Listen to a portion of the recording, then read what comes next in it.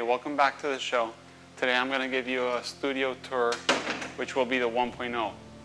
The studio has just been emptied pretty much. The previous people were a photographer and a jewelry maker, and I just moved in. I have all these boxes everywhere. It's a 2-story high studio. As you can see, there's stairs going up, and down here is where we'll have all the equipment to take pictures.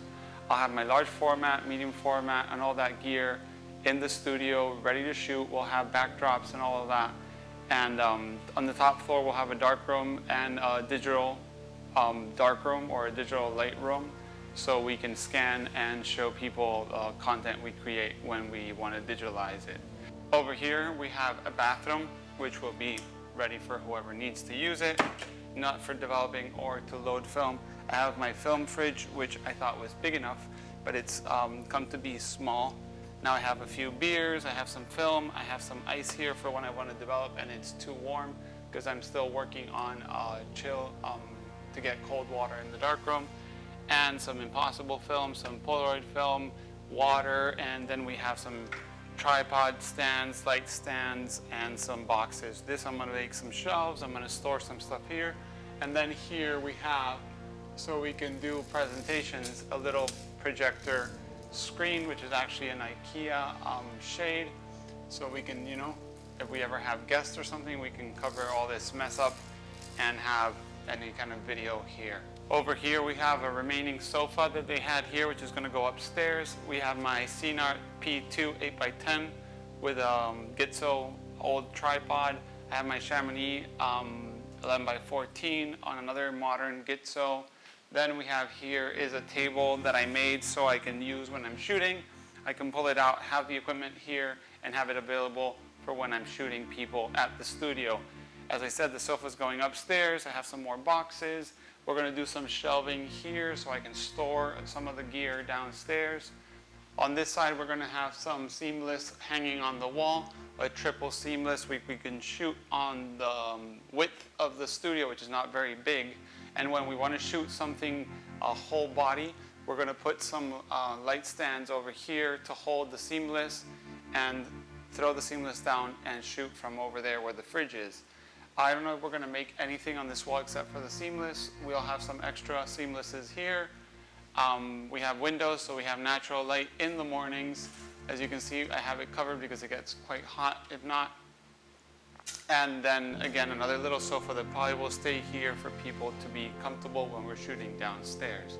Now we go upstairs to see the darkroom and the digital space. Also, I'm building the darkroom, so it's a big mess. So bear with me to see what it will look like. I hope that in the second video, I'll be able to show an upgrade to the construction. So as this is actually an office space, I couldn't really drill against the walls or the floors as the owner doesn't want me to break anything. I had to build a room inside a room. So I used this wooden structure to build this darkroom inside this room, and inside here will be all the necessary machines and tools to work in a wet darkroom. And over here on the side we'll have my digital darkroom. On this side of the darkroom, what I will be having is a film dryer cabinet. It will be here. I'm making a table over the staircase as no one is going to be using that space, and it's negative space I don't need to be wasted. And some shelving maybe here. I don't know if I'll put my print, not dryer, sorry, to my dry press so I can flatten my fiber-based prints. And then here, all the way to the other wall, is where the sink will be. So the sink will probably start here. I'll have a Jobo machine where I'm standing at this time. I'm gonna have extraction, taking it out to the window, and on the other side, the wall there, is where we're gonna have the enlargers. This will be the door over here, and as I'm telling you, you walk in, you'll have the film dryer and a table. You'll have the whole side of this wall will be a sink, and then on this side we'll have our enlargers. I have the Devere 8x10. There's a friend that's going to have a Laborator Durst 1200, and we might have a third and fourth depending on the space we need.